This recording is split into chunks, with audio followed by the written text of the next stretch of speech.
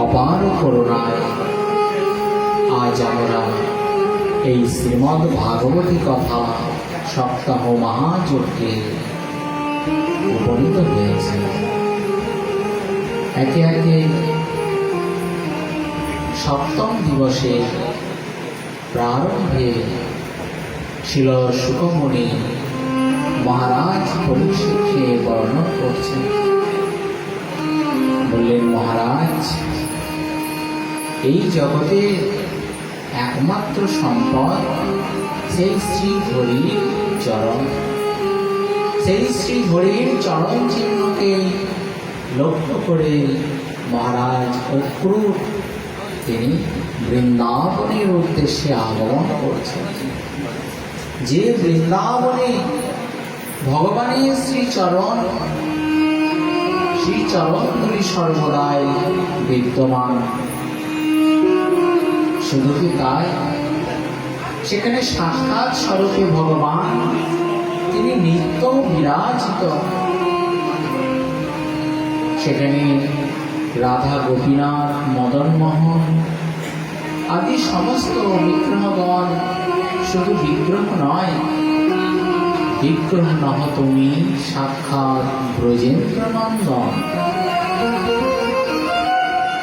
তাই সেই বৃন্দাবনের উদ্দেশ্যে যেখানে ভগবানের সঙ্গে সম্মিলিত হবে অক্রূর মহারাজ, তাই তো পথে চলেছেন।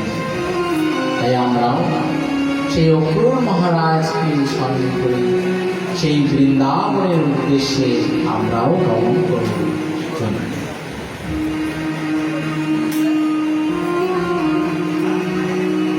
শ্রী রাধে শ্রী রাধে রাধে রাধে শ্রী রাধে শ্রী রাধে শ্রী রাধে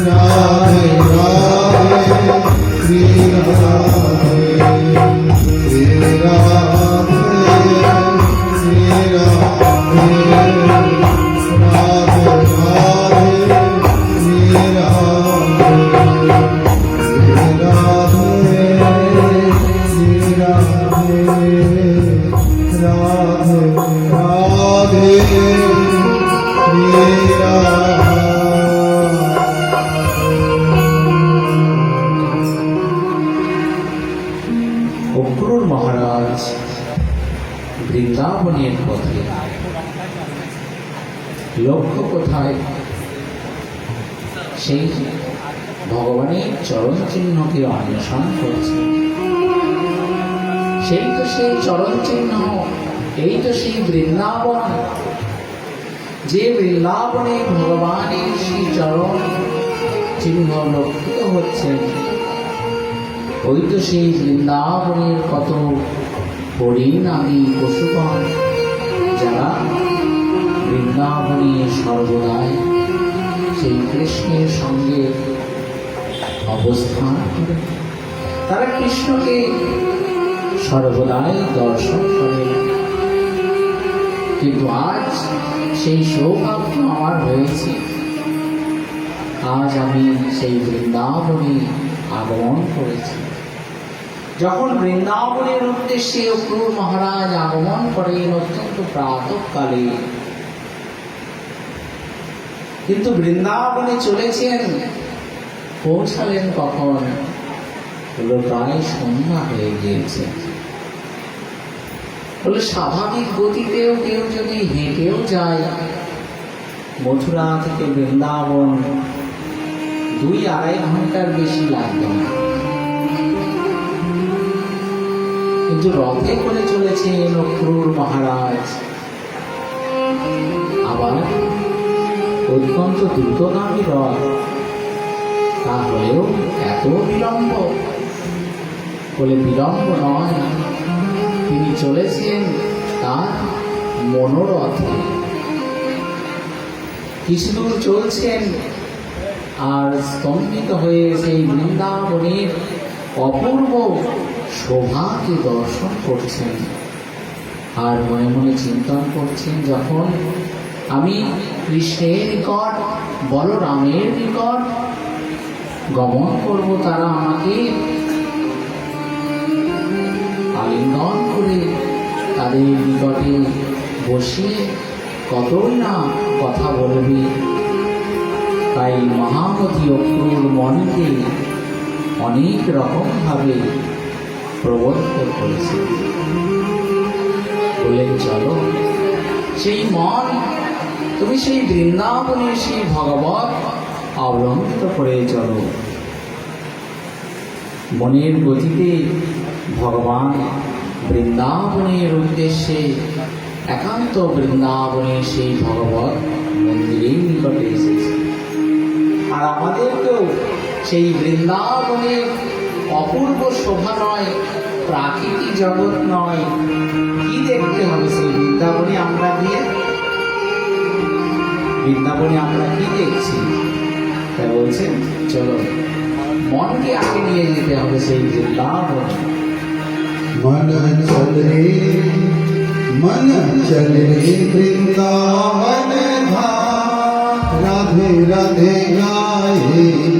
ओ मन चले वृंदावन धाम, राधे राधे गाए। राधे राधे गाएंगे, राधे गाएंगे, श्याम श्याम गाएंगे, श्याम श्याम गाएंगे। राधे राधे गाएंगे, श्याम श्याम गाएंगे, राधे राधे गाएंगे, श्याम श्याम गाएंगे। मन चले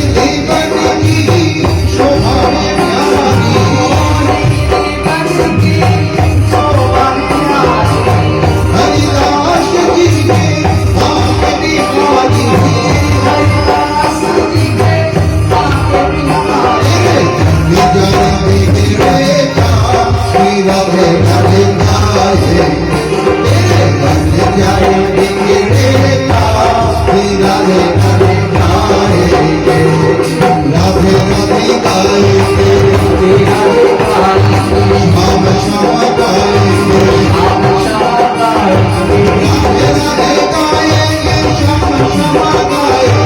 राधे राधे गाएंगे श्याम श्याम गाएंगे अरे धरती वृंदावन माला राधे राधे गाएंगे अरे धरती वृंदावन राधे राधे गाएंगे अरे धरती वृंदावन राधे राधे गाएंगे अरे धरती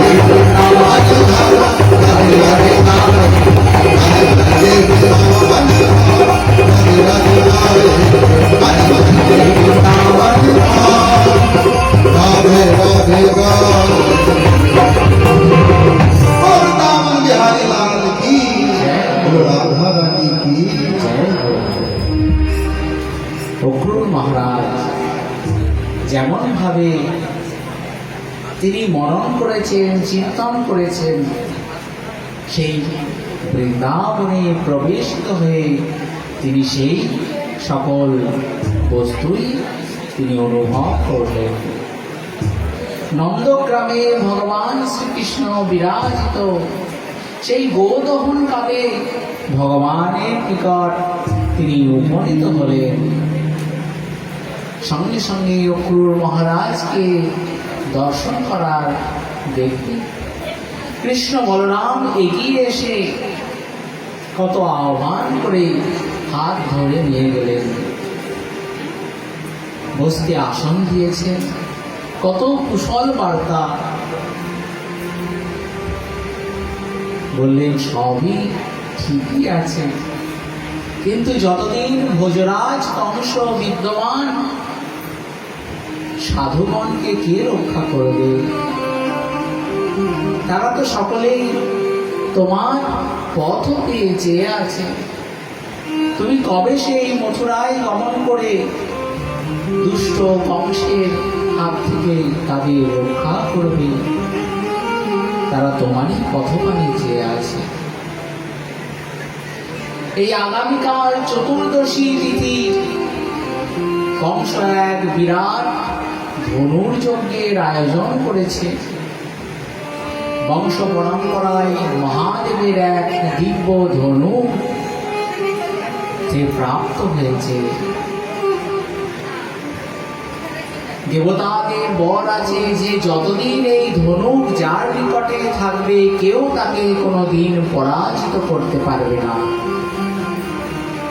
তাই হে প্রভু, আপনি এই পথ দেখান। বলে শুধু কি মামা কংস আমাদেরই আহ্বান করেছে? না না, সমস্ত ব্রজবাসী বিশেষত নন্দ মহারাজ আদি গোপগণকেও আহ্বান করেছেন, নিমন্ত্রণ জানালেন সকলকে। কিন্তু ব্রজের বিশেষত ব্রজ গোপীগণ তারা যখন শ্রবণ করলেন যে অক্রূর মথুরা থেকে আগমন করেছে, তার নামটি অক্রূর, অর্থাৎ যার হৃদয়ে ক্রূরতা নেই, কঠিনতা নেই, কিন্তু সেই অক্রূর হলেও ক্রূর ব্যাঘ্রের ন্যায় সে আমাদের হৃদয়ের সম্পদ, সেই গোবিন্দকে নিয়ে চলে যাবে। যাকে দর্শন করতে একটি চোখের পলককেও যারা শত যুগ বলে জ্ঞান করেন, বলে কৃষ্ণের বিরহে একদিন হলেও কি করে আমরা জীবিত থাকব? বললেন, যেই ভগবানকে আমরা আমাদের হৃদয়ের সম্পদ প্রাণনাথকে আমরা কখনোই বৃন্দাবন থেকে যেতে দেব না। প্রাতঃকালে তারা সেই রথের সম্মুখে আগমন করে ভূমির ওপরে কেউ বা শয়ন করলেন, কেউ বা তারা দণ্ডায়মান হয়ে অশ্রু সজল শীতে সেই রথের পানে চেয়ে আছে। বলে কোনোভাবেই আমরা গোবিন্দকে যেতে দেব না। যদি যেতেই হয় তাহলে এই রথ যেন আমাদের ওপর দিয়েই গমন করে। সকলের নিকট বিদায় গ্রহণ করে যখন কৃষ্ণ বলরামকে নিয়ে অক্রূর মহারাজ রথে আরোহণ করলেন,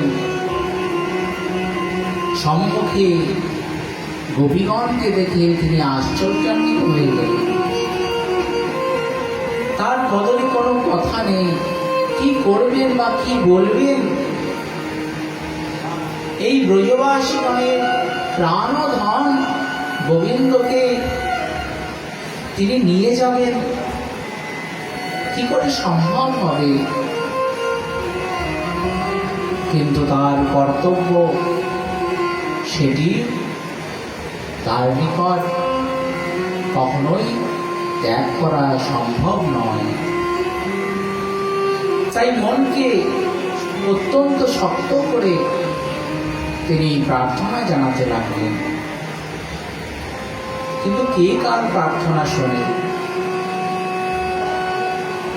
অক্রূর মহারাজ দেখছেন এইভাবে বিলম্ব করলে সম্ভবপর হবে না।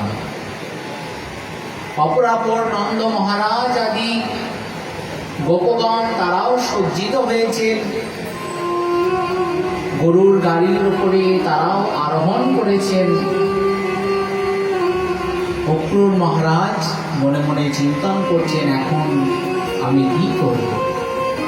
এই পথ দিয়ে তো আমি কোনোভাবেই রথ নিয়ে যেতে পারবো না, কারণ ব্রজ গোপীগণ এই পথে তারা শয়ন করে আছে। পথপ্রান্তে দণ্ডায়মান হয়ে কেউ বা অশ্রু শিরল নয়নে তাকিয়ে আছে, কি করে যাবেন? ভগবান ইশারা করলেন যে মহারাজ অক্রূর, আপনি এই পথে যেতে পারবেন না, তাহলে আপনি রথকে ঘুরিয়ে যেদিকে কোনো পথ নেই সেই বনের মধ্যে দিয়ে আপনি গমন করুন। কৃষ্ণের ইশারায় অক্রূর মহারাজ রথকে ধীরে ধীরে তিনি অন্য পথের দিকে নিয়ে যাচ্ছেন। হয়তো কেউ অনুভব করতে পারেন না। ভগবান হাত ইশারা করলে যেন বলতে চাইছেন, হে গোপীগণ, তোমরা চিন্তন করো না, আমি এই মথুরায় আজকে গমন করছি, কাল ধনুর্যজ্ঞ সেখানে মহোৎসবে অবস্থান করে পরশু আবার আমি নিশ্চয় ফিরে আসব। অয়ং আয়াসে আমি অবশ্যই ফিরে আসব। তৎক্ষণাৎ কাল বিলম্ব না করে অক্রূর মহারাজ সেই বনের পথ দিয়ে রথকে চালিয়ে দিলেন যমুনার দিকে। অত্যন্ত শীঘ্র গতিতে রথ ধীরে চলল। সে পথে আর কেউ সন্ধান পেলে না। নিমেষের মধ্যে ভগবান যেন কোনো পথে তিনি লুকায়িত হয়ে গেলেন। ব্রজ গোপীগণ তারা ভগবানকে অন্বেষণ করতে করতে সেই পথে গমন করলেন। অপরাপর নন্দ মহারাজ এখন তারা ধীরে ধীরে মথুরার উদ্দেশ্যে গমন করতে লাগলেন। তারা মূল পথেই গমন করলেন, কিন্তু অক্রূর মহারাজ কোথায় আসলেন? সেই যমুনার তীরে, ব্রহ্মাণ্ড ঘাট।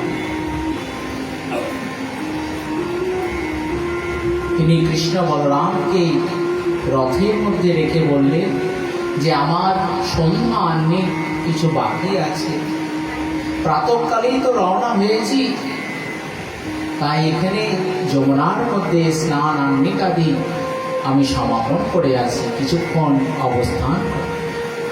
যখনই যমুনার মধ্যে স্নান করতে নেমেছেন,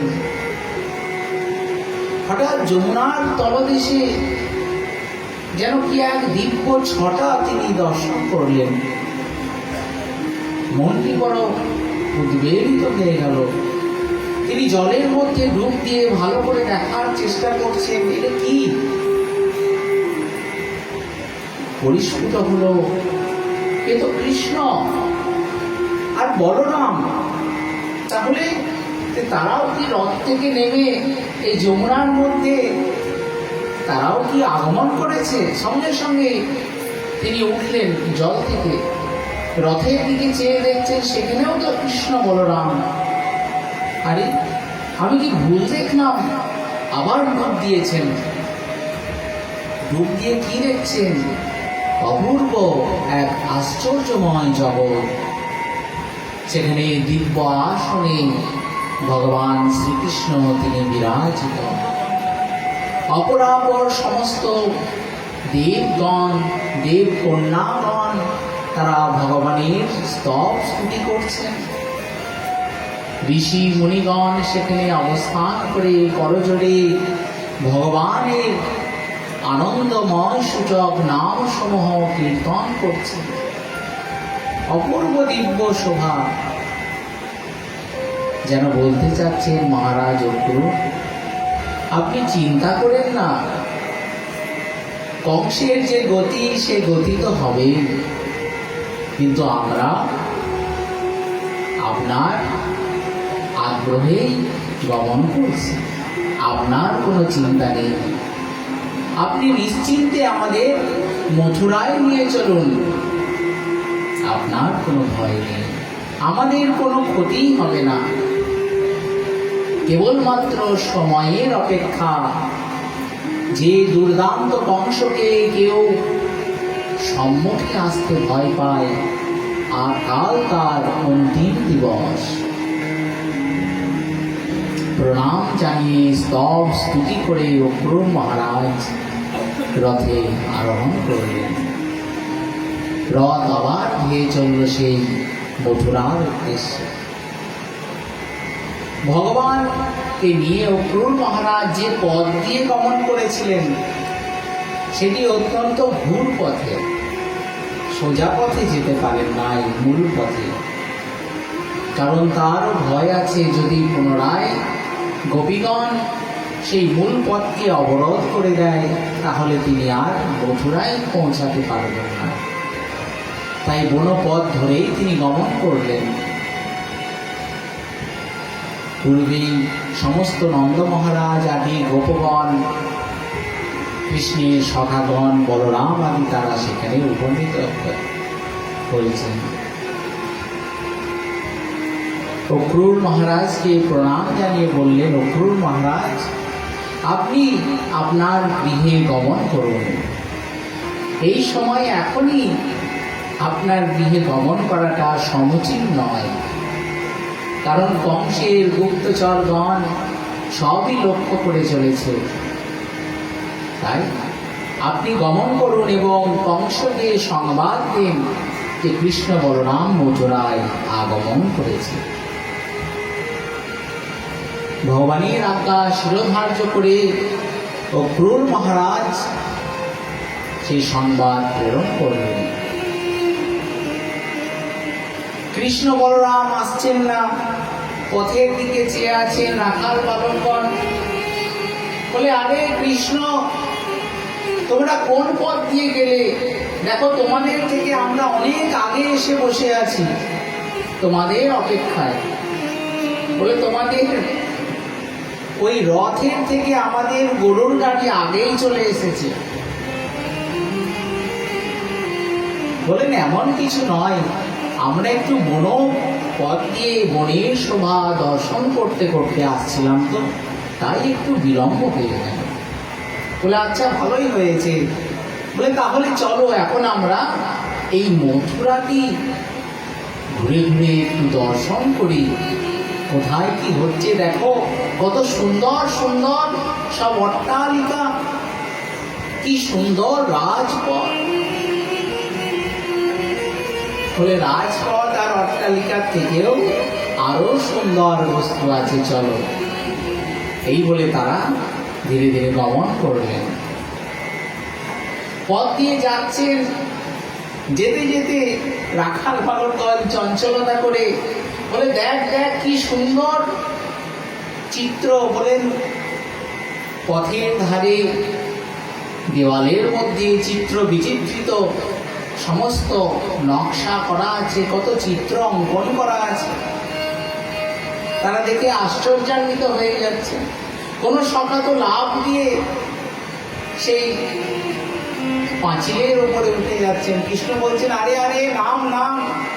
বলে, এটা বৃন্দাবন নয়, এখানে একটু সাবধানে থাকতে হবে, এখানে মামা কংসের রাজত্ব, তাই একটু সাবধানে থাক। বলে, আচ্ছা ঠিক আছে।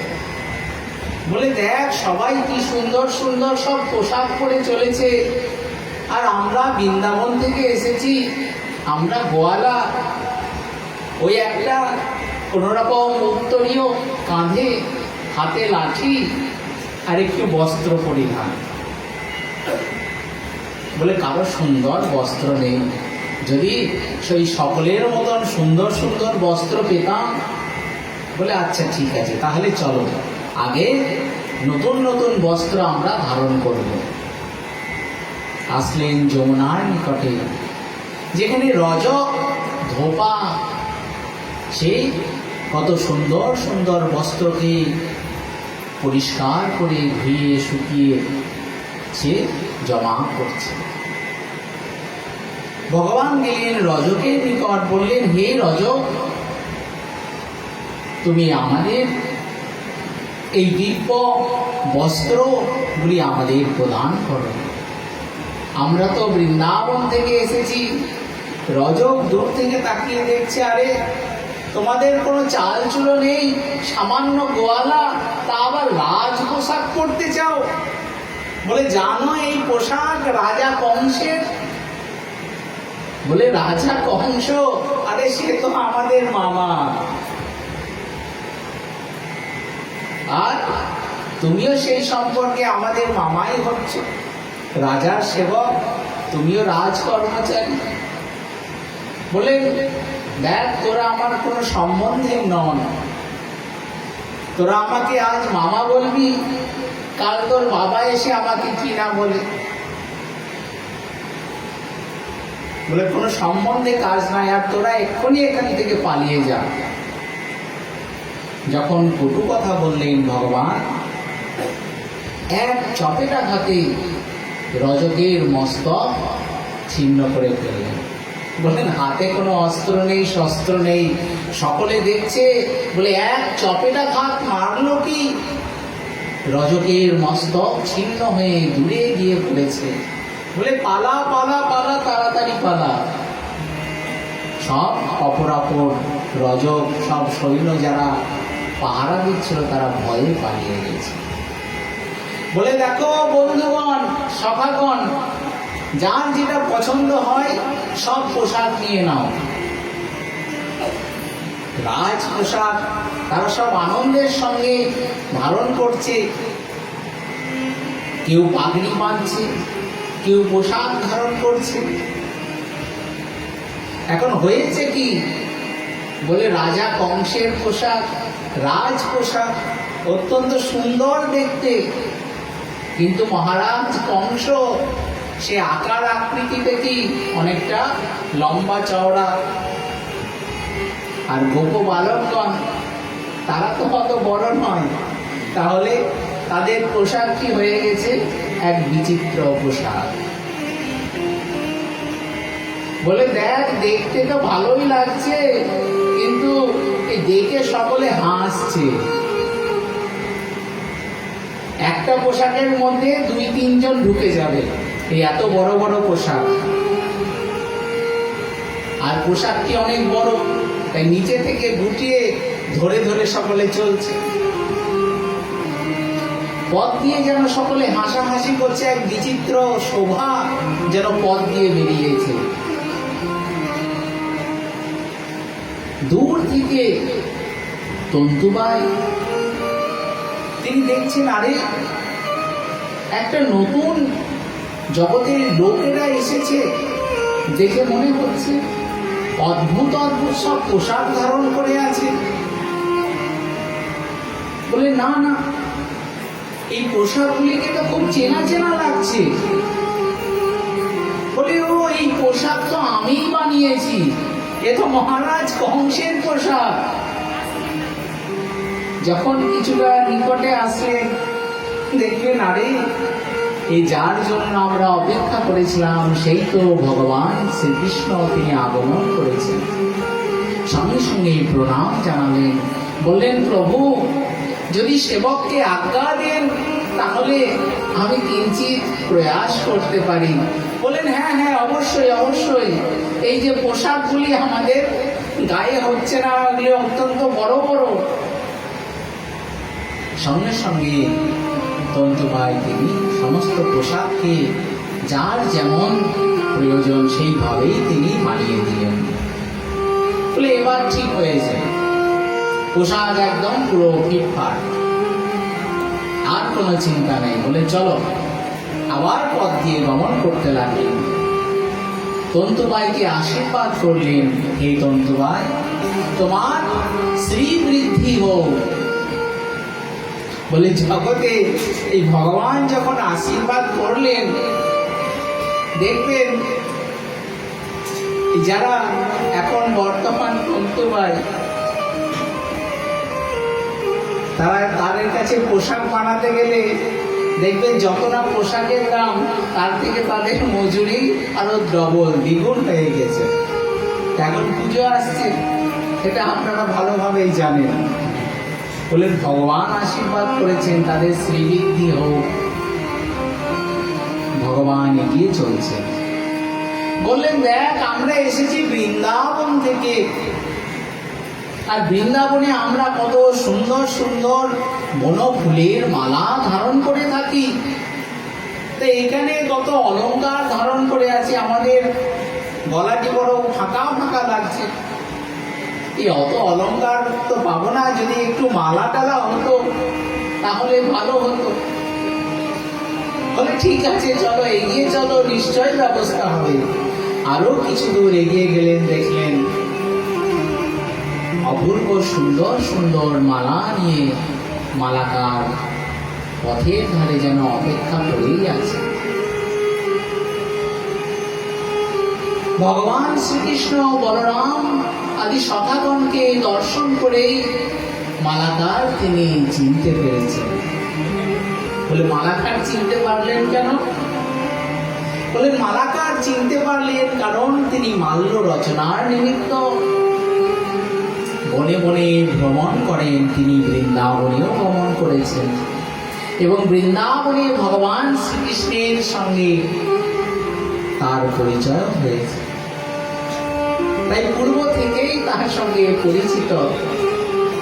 সমস্ত মালার সকল রাখার বালক এবং ভগবানকে পড়িয়ে বলেন এখন আর শ্রীবৃদ্ধি হোক আশীর্বাদ নয়। বলেন মালাকার, তোমার জীবনে সাধন আজ সম্পূর্ণ হয়েছে। প্রভুর চরণে প্রণাম জানালেন। বললেন হ্যাঁ প্রভু, আমি মাল্য রচনা করি আর তোমার কথাই চিন্তন করি। কবে তুমি আসবে আর কবে আমি সাক্ষাৎ ভাবে তোমাকে এই মালা পরিয়ে দেব। আজ মালাকার ধন্য হয়ে গেলেন। বললেন মালাকার, তোমার এই প্রাকৃত জগতের বন্ধন আজ ছিন্ন হলো। তুমি গমন করো সেই গোলক বৈকুণ্ঠ বৃন্দাবন। সেই শরীরে সেই অবস্থায় মালাকার তিনি ঊর্ধ্ব পথে গমন করলেন। বলিয়া আনন্দ কান্দ ভগবান কি জয়। সখাগণ বলছেন আরে পোশাক তো হয়েছে, মালাও হয়েছে, কিন্তু আমরা ব্রজবাসী তো, তাহলে বলেন একটি বাকি থেকে গেছে। বলে কি? চন্দন। এখনো পর্যন্ত দেখবেন বৃন্দাবনে ব্রজবাসীগণ এই কৃষ্ণ যেরকম চন্দন দিয়ে অলঙ্কৃত করে, শ্যামসুন্দর, মদনমোহন, গোপীনাথ বৃন্দাবনে গেলেই আপনারা দর্শন করতে পারবেন। তাদের চন্দন শৃঙ্গার কত সুন্দর, অপূর্ব সুন্দর তাদের সেই চন্দন দিয়ে শৃঙ্গার করা। প্রতিদিন একইভাবে কত সুন্দর সুন্দর চন্দন, কস্তুরী, কুমকুম, কেশর আদি দিয়ে সুন্দরভাবে সেই চন্দন দিয়ে ভগবানকে সাজানো। পথে গমন করছেন এমন সময় কুব্জা একটি পুজো হয়ে এক রমণী তিনি ধীরে ধীরে আগমন করছেন। প্রসন্ন ভগবান কুব্জাম ত্রিবক্রম রুচিরাননম ঋজুং কর্তুম মনশ্চক্রে দর্শয়ং দর্শনে ফলম। যেই মাত্র কুব্জা ভগবানকে দর্শন করেছেন, তিনি স্তব্ধ হয়ে পথপ্রান্তে এক দৃষ্টে চেয়ে আছেন। বলছেন, তোমরা কারা, কোথা থেকে এসেছ? তোমাদের জন্যই যেন আমি এই চন্দন নিয়ে দাঁড়িয়ে আছি। বলে, তুমি এই চন্দনগুলি কোথায় নিয়ে যাবে? বলে, ওই যে ভোজপতি কংস কে আমি প্রতিদিন সাজিয়ে দিই। সৌরদ্রী আমার নাম। আমি সেই ভোজরাজ কংসের শয্যা রূপের বাহারে আমি সেবক বা সেবিকা। অর্থাৎ সাধারণ জগতে আমরা যাকে বিউটিশিয়ান বলি, বলে বিউটিশিয়ানরা পার্লারে থাকে, তারা কত সুন্দরভাবে সাজিয়ে দেয়। বলে, দেখো কুব্জা, এই কংস আজ আছে কালকে নেই। তোমার ভান্ডারে যত চন্দন সুগন্ধি দ্রব্য আছে তুমি আমাদের সাজিয়ে দাও। ভগবানের দিকে অনিমিষ নয়নে যে কুব্জা তার যত সুগন্ধি দ্রব্য চন্দনাদি দ্বারা ভগবানকে সাজিয়ে দিলেন, সমস্ত রাখাল পালকগণকে সাজিয়ে দিলেন। বলে, যে ভগবানের সেবা করে সে কি অত কুৎসিত বা পুজো হয়ে থাকতে পারে? ভগবান কুব্জার চিবুকে হস্ত নিহিত করলেন, অর্থাৎ থুতনিতে, এবং দুই চরণ দিয়ে কুব্জার চরণের উপর রাখলেন। বলেন, এক হাত দিয়েছেন চিবুকে আর অপর হাত তার পৃষ্ঠদেশে। বলে, এক হাত দিয়ে চাপ দিয়েছেন আর এক হাত দিয়ে থুতনি ধরে ওপরে তুলে দিয়েছেন। সঙ্গে সঙ্গে কুব্জা সোজা হয়ে গেছে। বলে, আরে, এতদিন আমি পুজো হয়ে চলতাম, এখন আমি সোজা হয়ে গেলাম, বাহ কি সুন্দর। আর তিনি দেখছেন তার তিনিও সাধারণ নেই, এক অপূর্ব রূপ তিনি ধারণ করেছেন। সঙ্গে সঙ্গে ভগবানের উত্তরীয় বর্ষণ ধারণ করলেন। বললেন, প্রভু এতই যখন কৃপা করেছেন, কৃপা করে আমার গৃহে আপনি গমন করুন। আমি একান্তভাবে আপনার সেবা করতে চাই। বললেন, হবে হবে, তার সময়ও আছে, এখন তুমি অপেক্ষা করো, তুমি তোমার গৃহে যাও। পরীক্ষিত মহারাজ যেন জানতে চাইছেন, হে মুনিবর, হে গুরুদেব, এই কুব্জা এ তো কষ্টের মধ্যে কুচ নিয়ে এরকম রূপে সে কেন ছিল? ভগবানের ভক্তগণের তো কোনো কষ্ট বা ক্লেশ দুঃখ থাকে না। বলেন, দেখো, এই কুব্জা অপর কেউ নয়। বলে, তা বলে? বলে, এই কুব্জাই হচ্ছে সেই শূর্পণখা। বলে, সেই ভগবানকে রাম অবতারে নিজ পতিরূপে পেতে চেয়েছেন। ভগবানের নিকটে এসেছেন রামচন্দ্রের রূপে, মুগ্ধ হয়ে গেছেন। বললেন, প্রভু, আপনার মতন এত সুন্দর সুপুরুষ আমি দর্শন করি নাই, কৃপা করে আপনি আমাকে আপনার দাসী করে নেন। রামচন্দ্র বললেন, দেখো, আমি একে বনবাসী, তারপরে আমার পত্নী আছে। ওই যে দেখছো লক্ষণ আছে না, ওই লক্ষণের নিকটে যাও। লক্ষণ তার সঙ্গে তার পত্নীকে নিয়ে আসে নাই, তিনি তোমাকে গ্রহণ করতে পারেন। বলে, রাক্ষস বলেই যে শূর্পণখা দেখতে কুৎসিত তেমন নয়। বলে, তার নামটি কি? বলে, শূর্পণখা। সুন্দর শোভন নখ যশসা, অর্থাৎ তার রূপের ছটা তো আছেই, তার নখে এত সুন্দর ভাবে সাজিয়েছে, সুন্দর নখকে। বলে, কত পালিশ করেছে, নেল পালিশ দিয়ে। বলে, অপূর্ব সুন্দর তার নখ, তাই তার নামও শূর্পণখা। কিন্তু বলে কি হবে, তার অন্তরটি অত পরিশুদ্ধ নয়। লক্ষ্মণের নিকটে গেলে লক্ষ্মণ বলছে, তোমার মাথা খারাপ হয়েছে, আমি রাজার হওয়ার কখনো যোগ্য নই, কোনোদিন আমি রাজা হব না। আমার ওই যে ভাই আছে না, দাদা, তিনি হচ্ছেন রাজা, জ্যেষ্ঠ, আমি তার দাসের অনুদাস, আমি তার সেবক। তুমি কি সেবিকা হতে চাও না রানী হতে চাও? কে না চায় রানী হতে, সেবিকাকে হতে চায়। আবার গিয়েছেন রামচন্দ্রের কাছে। রামচন্দ্র বললেন, দেখো, আমি তো প্রতিজ্ঞা করেছি, সীতা দেবী আমার নিকটেই আছেন। ক্রোধিত হয়ে বললেন, হ্যাঁ, এই সীতাকে নিয়েই এত সমস্যা, দাঁড়াও, আমি সীতার ব্যবস্থা করছি। এই বলে কুটিয়ার মধ্যে প্রবেশ করতে যাচ্ছেন, সীতার প্রতি ধেয়ে চললেন। লক্ষণ ভাবগতিক দেখে তিনি অস্ত্র চালনা করলেন। আমরা পূর্বেই শ্রবণ করেছি, লক্ষণ কোনোদিন কোন স্ত্রী মুখ দর্শন করেন নাই 14 বৎসর ধরে। সীতা দেবীর সঙ্গে ছিলেন, সীতা দেবীর চরণকেই দর্শন করেছেন।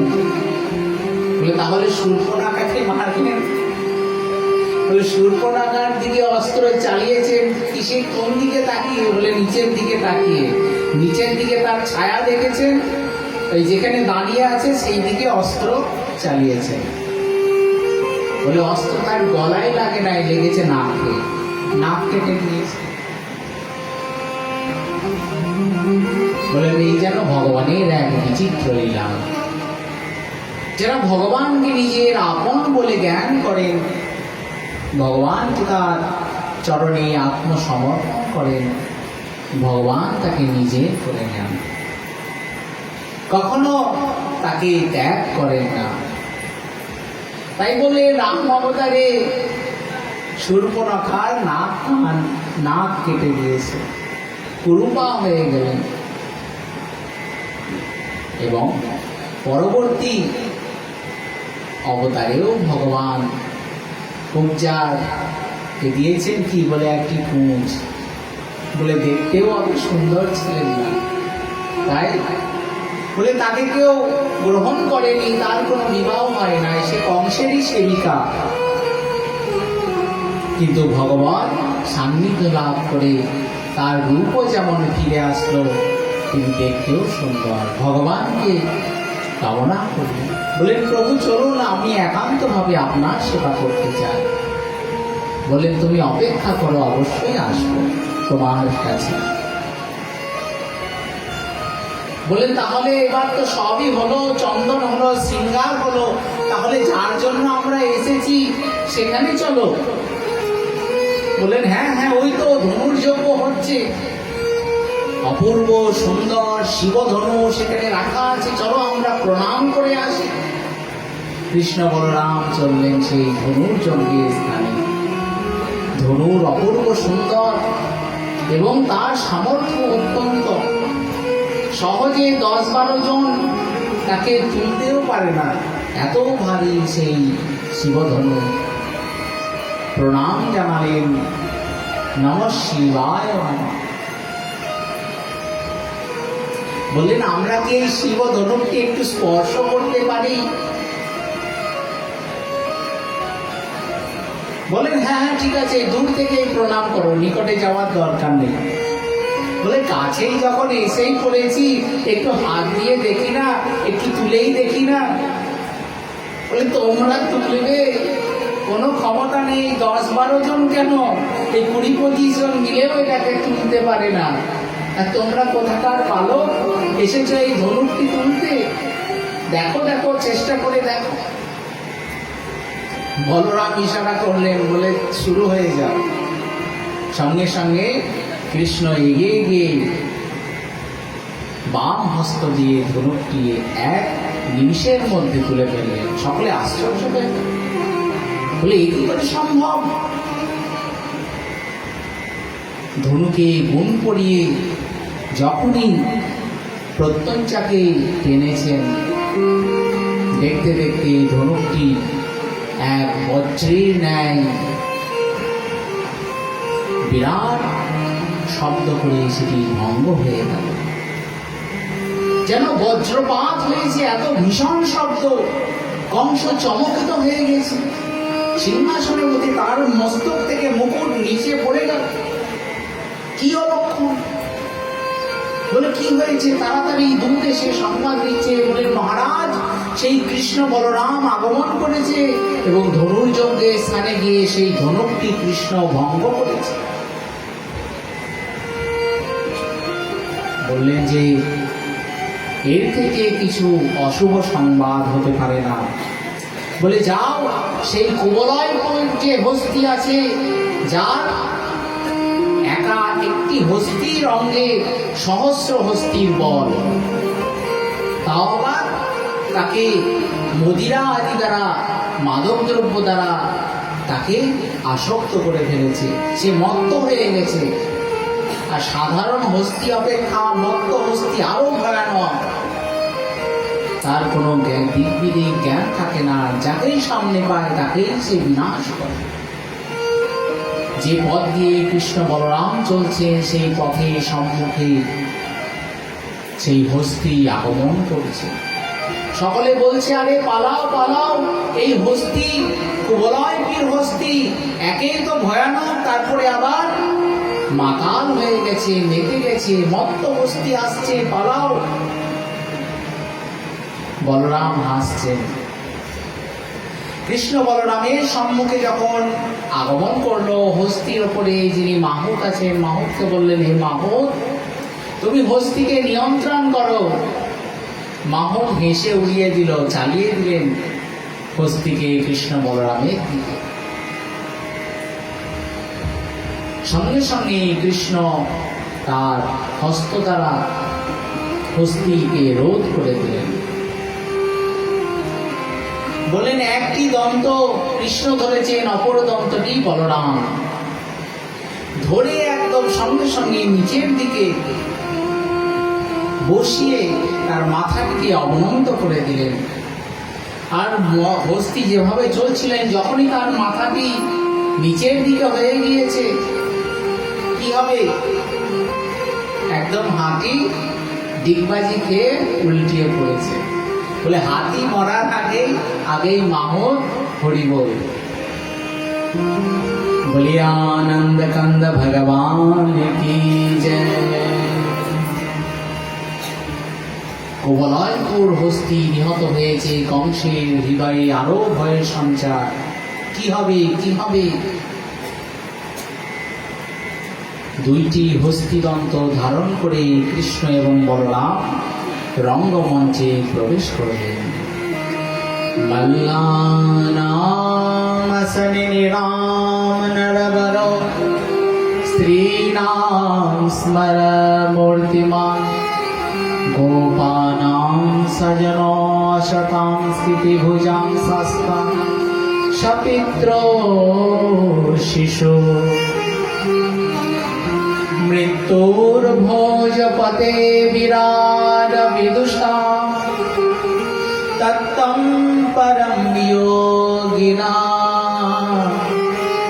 বৃষ্ণীনাম পরদেবতীতি বিদিত রঙ্গং গতা সাগ্রজা। অগ্রজ বলরামের সঙ্গে সেই রঙ্গমঞ্চের মধ্যে প্রবেশ করলেন। অদ্ভুত তাদের রূপ, অপূর্ব সুন্দর তাদের সেই স্বরূপ, কিন্তু যার যেমন নয়ন তিনি সেইভাবেই দর্শন করছে। মল্লবন মহান বীর, শক্তি সামর্থ্যবান, তারা কি দেখছেন? বললেন মল্লানাম অশনি, যেন বজ্র কঠিন কলেবর নিয়ে কৃষ্ণ বলরাম আগমন করেছে। বজ্র যেন তাদের সম্মুখে বিরাজিত। নৃনাম নরবর, রাজাগণ দেখছেন কোন এক দিব্য রাজপুরুষ আগমন করছে। স্ত্রীনাম স্মরা মূর্তিমান, স্ত্রীগণ দেখছেন এ কোথা থেকে আসলেন, এর রূপ, ইনারের রূপ যেন কন্দর্পকেও, দেবতাদের মধ্যে যিনি দেখতে সব থেকে সুন্দর তিনি তো হচ্ছেন কন্দর্প মদন, তার থেকেও যেন অপূর্ব সুন্দর। শ্রীরাম স্মরা মূর্তিমান। আর গোপগণ বলে ওই তো কৃষ্ণ বলরাম এসে গিয়েছে, আমরা আমাদের সেই সন্তান পুত্র গোপগণ মহারাজ নন্দ অপেক্ষা করে আছেন। কৃষ্ণ বলরাম ভ্রমণ করছিলেন মথুরায়। গোপানং সজন অসতাং শিতি ভুজাম শাস্তা, যারা রাজ অধিকারী দুর্দান্ত কংসের অনুচর, তারা কি দেখছে যে তাদের শাসনকর্তা দণ্ড বিধানকর্তা আগমন করেছে, এখন তাদের আর রক্ষা নেই। অসতাং শিতি ভুজাং শাস্তা, সপিত্র শিশু, বিশেষ করে সেই যে দেবকী এবং বসুদেব, তাদেরকেও কংস নিয়ে এসেছে সেই রঙ্গমঞ্চের পাশে একটি আসনে বসে আছেন। বলেন কেন? বলে দেখো সেই উগ্রসেন মহারাজ এবং এই দেবকী বসুদেবের সম্মুখে তাদের এই পুত্র কৃষ্ণ বলরামকে হত্যা করা হবে, কিন্তু জানেন না কে কাকে হত্যা করবে। সপিত্র শিশু দেখছেন, কিন্তু হৃদয়ে বড় আশঙ্কা। দেবকী বসুদেব উগ্রসেন মহারাজ বলে কৃষ্ণ বলরামকে কংস ছল করে নিয়ে এসেছে, এখন না জানি কি হয়। তারা ভগবানের স্মরণ করছে। সপিত্র শিশু আর বৃষ্ণিগণের পরদেবতা বলে এই তো আমাদের রক্ষাকর্তা ভগবান, অষ্টম গর্ভের সন্তান, তিনি আগমন করেছেন আমাদের রক্ষাকর্তা। এখন আর আমাদের কোনো চিন্তা নেই, সকলে তৈরি হয়ে যাও। এই মুহূর্ত থেকেই আমরা কংসের বিরুদ্ধে অস্ত্র ধারণ করব। সকলে তৈরি হয়ে আছে। বলে কখন কৃষ্ণ আজ্ঞা করবে, আর তার আজ্ঞায় তারা মহারাজ কংসের যত অনুচর আছে তাদের উপর অস্ত্র নিক্ষেপ করবেন, তাদেরকে পরাজিত করবেন। বৃষ্টিনাম পরদেবতীতি বিদিত রঙ্গং গতসাগ্রজ।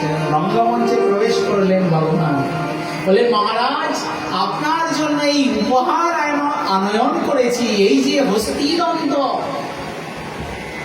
বলে হাতির দাম দুইটি নিয়ে কংসের সম্মুখে ভূমির ওপর একদম পুঁতে দিলেন। বলে দেখো কংস, এটা তোমার উপহার নয়, এটি হবে তোমার পরিণাম।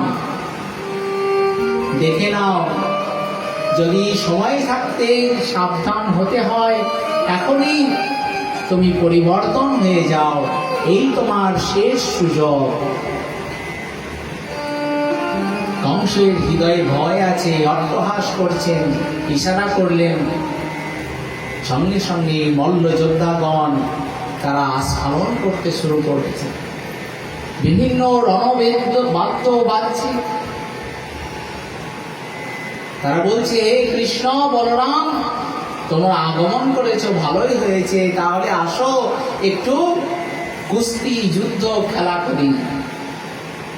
কৃষ্ণ বলরাম বলছেন, দেখো তো সমানে সমানে যুদ্ধ হয়, আমরা কুস্তি খেলা করি ঠিকই, কিন্তু সেই বৃন্দাবনে, আর তোমরা থাকো এই কংসের নিকট, তোমাদের গায়ে কত জোর, কত বলবান তোমরা, আমরা কোথায় শিশু।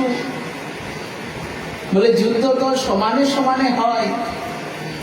তারা বলছে যে দেখো, যে কুবলয়গির হস্তিকে বধ করতে পারে সে সাধারণ কেউ নয়, সে অত্যন্ত সামর্থ্যবান।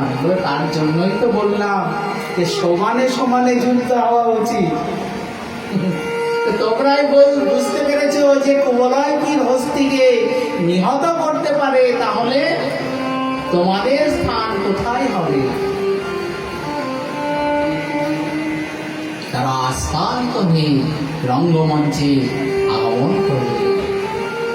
সঙ্গে সঙ্গে শুরু হয়ে গেল মল্লযুদ্ধ। চানুর মুষ্টিক আদি মল্লযোদ্ধাগণ ধেয়ে আগমন করলেন। মুষ্টিক বলরামের সঙ্গে যুদ্ধ করছে। বলে বলরাম বলছে, তোমার নাম মুষ্টিক না? আচ্ছা দেখো, এই মুষ্টির প্রহার তুমি কিরকম খেতে পারো। দিলেন এক মুষ্টির প্রহার মস্তকে। মুষ্টিকের মস্তক সঙ্গে সঙ্গে অবদমিত হয়ে গেল।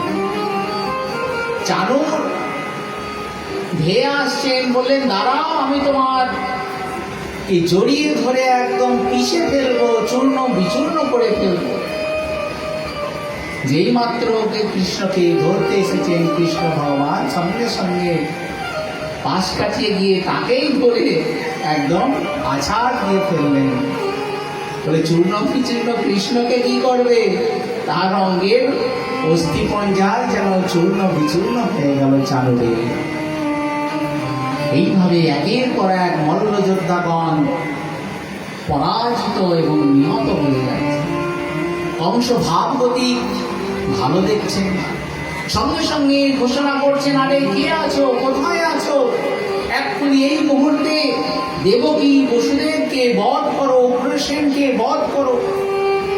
এবং কৃষ্ণের সঙ্গে যারা আগমন করেছে এবং এই মথুরায় যারা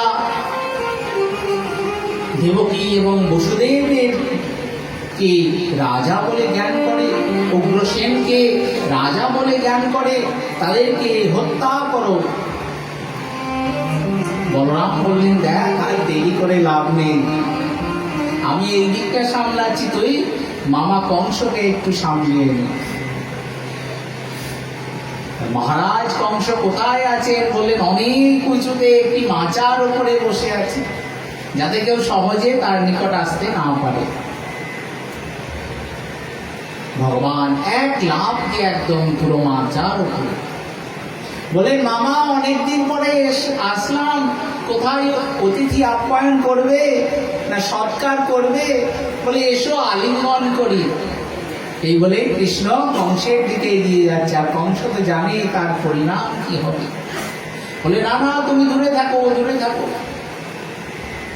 এই বলে অসি উত্তোলন করেছেন, কিন্তু ধীরে ধীরে পিছিয়ে যাচ্ছেন। ভগবান এগিয়ে আসছেন কংসের দিকে, আর কংস পিছিয়ে যাচ্ছে।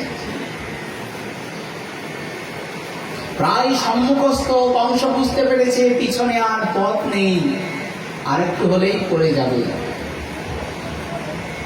ভগবান এক লাফ দিয়ে কংসের বক্ষের উপরে, সেই উঁচু মঞ্চ থেকে কংস তো পড়লেন নিচে, এবং ভগবান শ্রীকৃষ্ণ তার বক্ষের উপরে।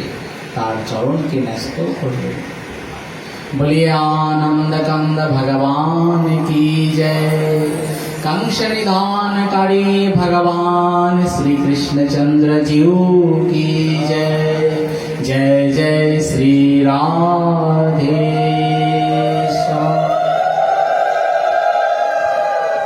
কংসের হাত থেকে সমস্ত জগৎ রক্ষা পেলেন।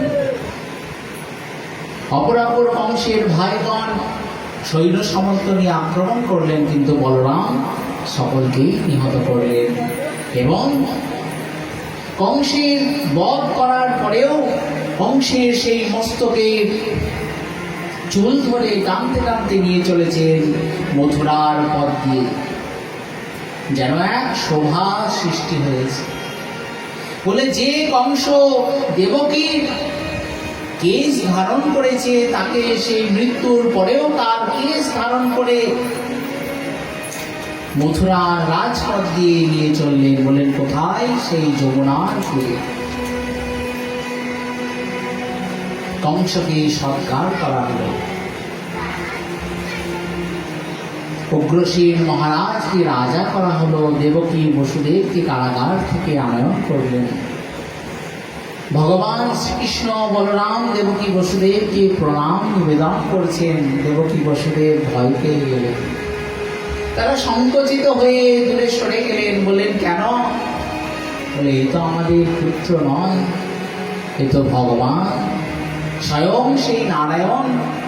সেই কতদিন পরে আমি দর্শন পেলাম, যেন সংকুচিত চিত্তে দূরে দাঁড়িয়ে আছে। আপনাকে বড় জ্ঞান। যারা ভগবানকে ছোট জ্ঞান করেন, ভগবানের প্রতি যাদের সমভাব, বলেন আপনাকে বড় মানে আমারই সমহীন, তার প্রেমে হই আমি সর্বদা অধীন। এটি বৃন্দাবনে সম্ভব, কিন্তু মথুরায় ঐশ্বর্যময় ভক্তি, ভগবানের ঐশ্বর্য জ্ঞান। মাধুর্যটি অবস্থান করলেও সেটি ঐশ্বর্য দ্বারা আবৃত। বললেন দেখো, ভগবানের যে দুইটি স্বরূপ আছে, একটি ঐশ্বর্যময় স্বরূপ আর একটি মাধুর্যময় স্বরূপ। বলে বৃন্দাবনে মাধুর্য পরম কাষ্ঠা, ঐশ্বর্যটি মাধুর্য দ্বারা আবৃত। কিন্তু মথুরা দ্বারকায় বিশেষত মাধুর্য থাকলেও সেটি ঐশ্বর্য দ্বারাই আবৃত। অজ ভব আজ্ঞাকারী, সেটি ভগবানের স্বরূপ। ভগবানের আজ্ঞায় ভগবান তিনি সর্বেশ্বর, সকলের ঈশ্বর। কিন্তু বৃন্দাবনে তিনি তার অপূর্ব মধুর্যময় রূপ। তাই বলছেন দেখো, সেই মাধুর্যময় গোবিন্দ একই কৃষ্ণ ছিলেন বৃন্দাবনে, আর একই কৃষ্ণ আছেন মথুরায়। মথুরায় ভাব কি? ভগবান। তাই সেই ভাবে পরাকাষ্ঠা। দেবকী বসুদেবকে আশ্বস্ত করলেন। এরপর ভগবানের উপনয়ন সংস্কার করানো হলো। ভগবান তিনি গুরুগৃহে গমন করলেন। বলেন কতদিন? 64 দিন। 64 দিনে ভগবান 64 কলা বিদ্যা শিক্ষা করলেন এবং অপরাপর শাস্ত্র আদি অধ্যয়ন করলেন। 64 দিন অতিবাহিত হওয়ার পরে গুরুদেবকে প্রণাম জানালেন, গুরুমাতাকে প্রণাম জানালেন। বলেন হে গুরুমাতা, হে গুরুপিতা, আপনি আমাদের প্রণাম গ্রহণ করুন। যদি কোনো বিশেষ আজ্ঞা হয়, আপনার আজ্ঞা আমরা অবশ্যই পালন করব। শান্তিপুনি মুনি জানেন তিনি সাধারণ নয়, কৃষ্ণ বলরাম সেই ভগবান সাক্ষাৎ স্বরূপ বললেন, দেখো এই জগতে তোমরা করতে পারো না এমন কোনো কার্য নেই। তোমরা যতদিন ছিলে আমার পুত্র বিয়োগের কথা আমি ভুলেই গিয়েছিলাম, কিন্তু তোমরা গমন করলে আবার আমার সেই পুত্র বিয়োগের কথা স্মরণ আসবে। তোমরা আমার সেই পুত্রকে, মৃত পুত্রকে ফিরিয়ে দাও। প্রণাম জানিয়ে গমন করলেন। বলেন, কোথায়? যেখানে হারিয়ে গিয়েছিলেন তার পুত্র সেই সমুদ্র তীরে। সমুদ্রদেবকে আহ্বান করলেন। সমুদ্রদেব বললেন, হে প্রভু, আমার গর্ভে একজন দৈত্য আছে যার নাম শঙ্খচূড়, পাঞ্চজন্য। সেই পাঞ্চজন্য অসুরী নিশ্চয় আপনার গুরুপুত্রকে সে বধ করেছে বা ভক্ষণ করেছে। ভগবান তিনি গমন করলেন এবং পাঞ্চজন্য অসুরকে নিহত করলেন, কিন্তু কোনো গুরুপুত্রের কোনো অবশেষ কিছুই পেলেন না। তাহলে একটি অবস্থান কোথায়? সেই সংযমনীপুরী, যাকে যমপুরী বলা হয়, যমরাজের আলয়। ভগবান চললেন সেই সংযমনীপুরীতে, কৃষ্ণ বলরাম। আর সঙ্গে কি আছে? পাঞ্চজন্য শঙ্খ, দিব্য শঙ্খ। সেই যে শঙ্খকে ধারণ করেছেন, বলেন ভগবানের দিব্য শঙ্খ অস্ত্র আদি নিত্য ধামে নিত্য বিরাজিত, কিন্তু কোনো না কোনো লীলার মাধ্যমে তিনি সেগুলি গ্রহণ করেছেন। সংযমনী পুরীতে প্রবেশ করার পূর্বেই সেখানে আগমন করলেন যমরাজ। বলেন, প্রভু আপনি আগমন করেছেন, আপনার চরণে শতকোটি দণ্ডবৎ। কি আজ্ঞা হয় এই দাসের প্রভু বলুন। বলেন, যত দেব দেবতা ভগবান যেখানেই গিয়েছেন তারা কি করেছেন? তারা আদর করে ভগবানকে নিজের আলয়ে নিয়ে গিয়েছেন, আসন দিয়েছেন, বসিয়েছেন। ভগবান বরুণ লোকে গিয়েছেন, আরো অনেক স্থানে গিয়েছেন, কিন্তু যমপুরীতে যমরাজ প্রবেশ করতে দিলেন না। বলেন, কেন? বলে, তার বড় ভয় আছে। বলেন, একদিন নারদ মুনি আগমন করেছিলেন, বলে যমপুরীতে যমরাজের সঙ্গে একটু সাক্ষাৎ করে আসি। কেন? বলে, যমরাজ সাধারণ নন, তিনিও ভগবত বক্তা, দ্বাদশ মহাজনের মধ্যে একজন। স্বয়ম্ভুনারদ শম্ভু কুমার কপিল মনু প্রহ্লাদ জনকা ভীষ্ম বলির বৈয়া সতীর বয়ম।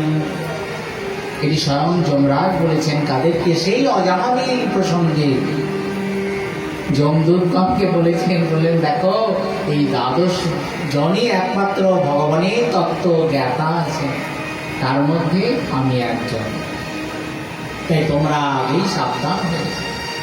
বলেন, ভগবানের মহিমার কথা জানেন। নারদ মুনি যখন গিয়েছিলেন সংযমনীপুরীতে, তিনি তো সর্বদাই নারায়ণের গুণগান করেন। শ্রীমন নারায়ণ নারায়ণ নারায়ণ। যখনই নারায়ণের গুণগান করতে করতে যমপুরীতে প্রবেশ করেছে, আর যমপুরীতে থাকে কারা? যারা পাপী তাপী অপরাধী, সেই নরকে অবস্থান করছে। তারা নারদ মুনিকে দর্শন করে এবং নারদ মুনির শ্রীমুখে দিব্য সেই ভগবানের নাম শ্রবণ করে তারাও ধীরে ধীরে কীর্তন করতে লাগলেন। আর যে একবার ভগবানের নাম কীর্তন করেছে তারা কি সংযমনীপুরীতে যমপুরীতে থাকে? সকলেই দিব্য দেহ ধারণ করে চললেন সব বৈকুণ্ঠে। যমরাজ দেখলেন এই মহা ভয়ঙ্কর ব্যাপার, এক্ষুনি তো আমাকে গিয়ে ব্রহ্মা আহ্বান করবেন। বললেন, এই এত পাপী তাপী ছিল, সবাই সব বৈকুণ্ঠে এসে যাচ্ছে কিভাবে? তাড়াতাড়ি নারদ মুনিকে প্রণাম জানিয়ে বিদায় দিলেন। আর যেখানে ভগবানের নাম আগমন করেছে সেখানে সাক্ষাৎ ভগবান যদি প্রবেশ করেন, তাহলে বলে সংযমনী পুরী আর জমপুরি থাকবে না, সেটি দিব্য বৈকুণ্ঠ ধাম হয়ে যাবে সঙ্গে সঙ্গে। বলে আনন্দ কান্দ ভগবান কি জয়। তাই যমরাজ ভেতরে প্রবেশ করতে দেননি, তিনি সঙ্গে সঙ্গে বাইরে এসে প্রণাম জানিয়েছেন। বলে প্রভু আপনি ওইখানেই দাঁড়ান, ভেতরে যেন এসেন না। বলে একটি অভিপ্রায় নিয়ে এসেছি, আমার গুরুপুত্রকে ফিরিয়ে দাও। ফিরিয়ে দিলেন। গুরু এবং গুরু মাতাকে গুরু দক্ষিণা স্বরূপ গুরুপুত্রকে প্রদান করে সেখানে ফিরে আসলেন। গুরুগৃহে একজন অত্যন্ত প্রিয় বন্ধু ছিলেন, তিনি সুদামা বিপ্র। সেই সংবাদ আমরা পরে শ্রবণ করব। মথুরায় তো ফিরে আসলেন, কিন্তু ভগবানের বৃন্দাবন যাওয়ার বড় অভিলাষ, কিন্তু যেতে পারলেন না। কেন? কংসকে বধ করেছেন। কংসের দুই পত্নী অস্তি এবং প্রাপ্তি, তারা কোথায় গিয়েছে? তারা গিয়েছে জরাসন্ধের নিকটে। জরাসন্ধ তাদের পিতা। কংসের জামাতা, এই জরাসন্ধের জামাতা হচ্ছেন কংস জামাই। জামাইকে বধ করেছে কৃষ্ণ। যেই মাত্র শ্রবণ করেছে সঙ্গে সঙ্গে যুদ্ধের ঘোষণা করেছে। বলে সমস্ত রাজ্যে রাজ্যে গিয়ে সে সৈন্য সংগ্রহ করছে, বিশাল তার সৈন্যবাহিনী তৈরি করছে। তাই ভগবান আর যেতে পারলেন না বৃন্দাবন। উদ্ধব মহারাজকে ডাকলেন। বলে হে উদ্ধব, আমি তো বৃন্দাবনে কথা দিয়ে এসেছিলাম যে আজকে আমি গমন করছি, কালকে চতুর্দশী ধনুর্যজ্ঞ, পরশু দিন আবার আমি ফিরে আসবো। আয়াসে আমি অবশ্যই আসবো। তারা তো আমার পথপানে চেয়ে তাকিয়ে আছে। আমার প্রাণস্বরূপ সেই বৃন্দাবনবাসী ব্রজবাসীগণ, হে উদ্ধব, তুমি যাও, গিয়ে তাদেরকে আমার সংবাদ দাও, আমি অবশ্যই আসবো, তারা যেন চিন্তন না করে। উদ্ধব মহারাজকে প্রেরণ করলেন। উদ্ধব মহারাজ চলেছেন সেই বৃন্দাবনের দিকে, কিন্তু পথের দিকে যে তিনি আশ্চর্য হয়ে গেলেন। সকলেই যেন দূর থেকে তাই চেয়ে আছেন সেই পথের দিকে, পথপ্রান্তে। কেন? ভগবান কৃষ্ণ আসছেন, আসছেন, আসছেন, এই তো আসছেন, এই তো আসছেন। ভগবানের অপূর্ব সুন্দর বদনকে আবার দর্শনের নিমিত্ত তারা সেই পথে প্রান্তেই আছেন, কেউ আর ঘরে ফিরে যান না। তাই মহাজন কি বলছে? যেন সেই অপূর্ব কমলনয়ন যেন জাদুর দ্বারা মোহিত হয়ে তারা অবস্থান করছে। তাই মহাজন তার রূপ বর্ণন করছেন। কি বলছেন মহারাজ?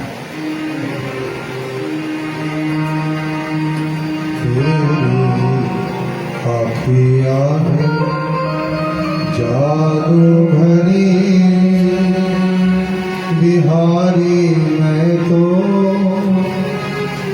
कब से खड़ी तेरी आखिया है जादू भरी बिहारी, मैं तो कब से खड़ी।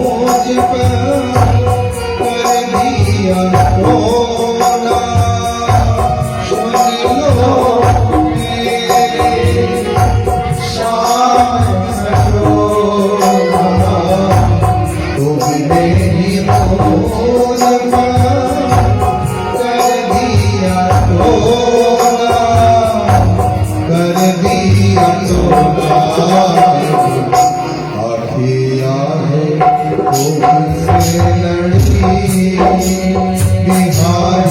मैं तो कब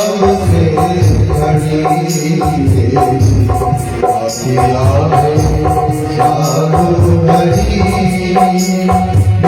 बिहारी मैं तो कब से खड़ी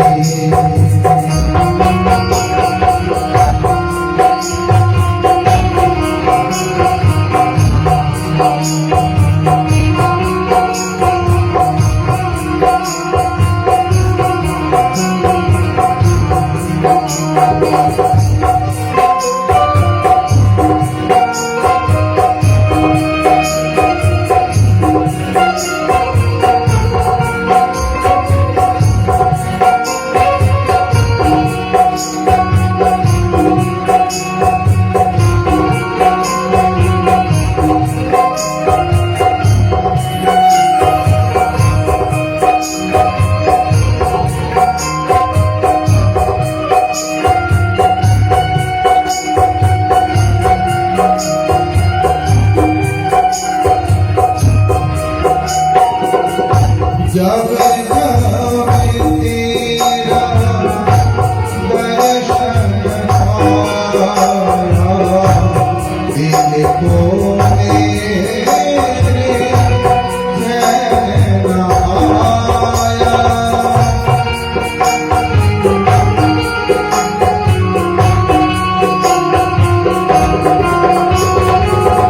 जब जब तेरा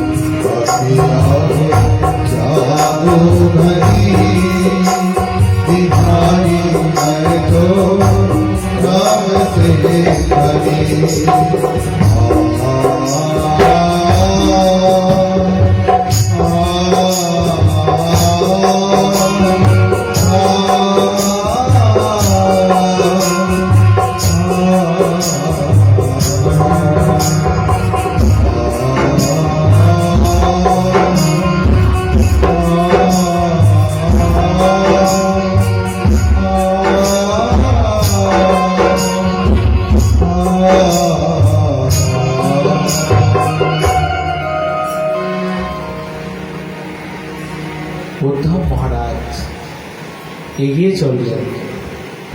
এটা দিও